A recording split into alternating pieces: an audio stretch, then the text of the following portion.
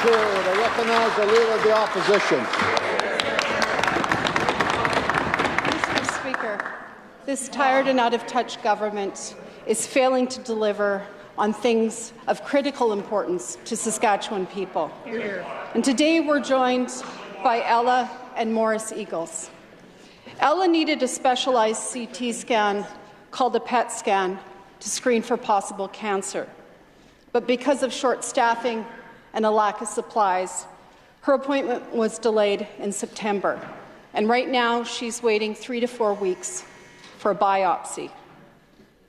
What does the Premier have to say to people like Ella and Morris who can't get the cancer screening when they need it, Mr. Speaker? Recognize the Premier.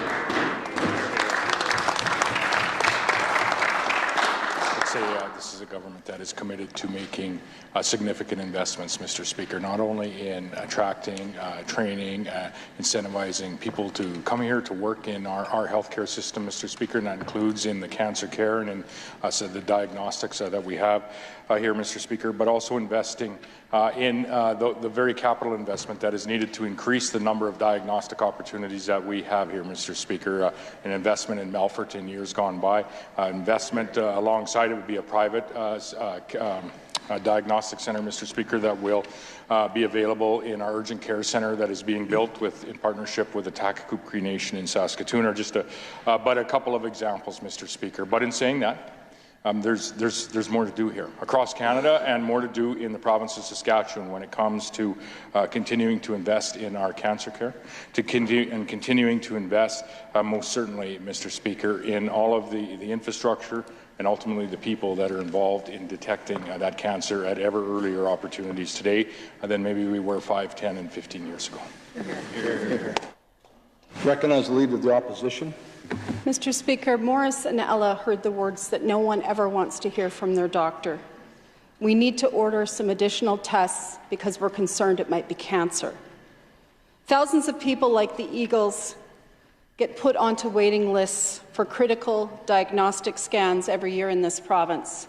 And, Mr. Speaker, those wait lists are growing under that government's watch. Does the Premier think that it's acceptable that Ella had to wait longer and longer to hear back about such a critical diagnosis in this province?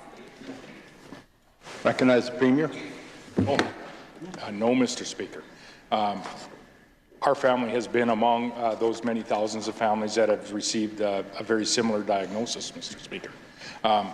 And you cannot get to your points of care soon enough upon having that diagnosis, Mr. Speaker, and finding your way through the treatment programs that we have. And that's why this government is committed to investing not only in the people, and we've talked many times on the floor of this legislature about the health human resource plan that we have and attracting health professionals to work in our communities wherever that may be, and that includes in our cancer care, Mr. Speaker. It includes in the diagnostic services that are available in our communities. That's why you've seen this government expand on previous programs that were available for a small number of groups in the province, Mr. Speaker, in the way of procuring publicly paid private diagnostics here in the province, Mr. Speaker. And I think as we look ahead, there's more opportunity for that type of investment to ensure that we are expanding the diagnostics that are available to all Saskatchewan people, Mr. Speaker, for whatever the reason might be. Recognize the Leader of the Opposition. Mr. Speaker, we know that healthcare workers in this province are doing their very best. And they know that when there's a shortage of staffing or when equipment breaks, that it has impacts on Saskatchewan patients in terrible ways. In an email that was sent to Morris, a senior leader in medical imaging at the RUH said, and I quote, "It weighs heavily on all of us here when we are unable to provide this service." Mr. Speaker, the writer also goes on to quote, "I've already authorized overtime in September and throughout November and October to attempt to catch up. But with only one scanner and only a limited number of specialized techs to run it, we also must be concerned about overworking and burning out the staff." Mr. Speaker, there are many impacts. The staff are doing their best and they're compassionate and they want to provide care.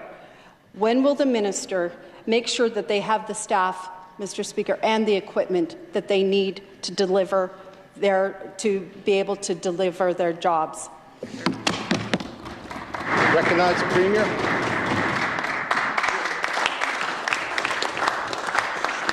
Having the staff and having the equipment, whether that be the equipment in our all publicly funded but publicly operated diagnostic services that we have, or in the publicly funded private diagnostic services, Mr. Speaker, most certainly is a focus and a commitment that this government has made, to the tune of increasing by over 100% since we've had the honour to form government, Mr. Speaker, the investment in our diagnostics, multiple more locations available, Mr. Speaker, as well as expanding the number of people that are offering services in those locations. In 07-08, Mr. Speaker, that budget was $84 million.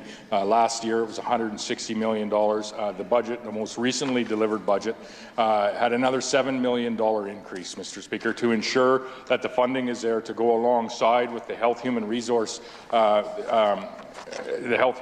plan that we have to attract and retain medical professionals across the medical system, including in our diagnostics facilities, Mr. Speaker, and to ensure that we have more diagnostic opportunities for patients today than we did yesterday, than we did last year, than we have throughout time in this province.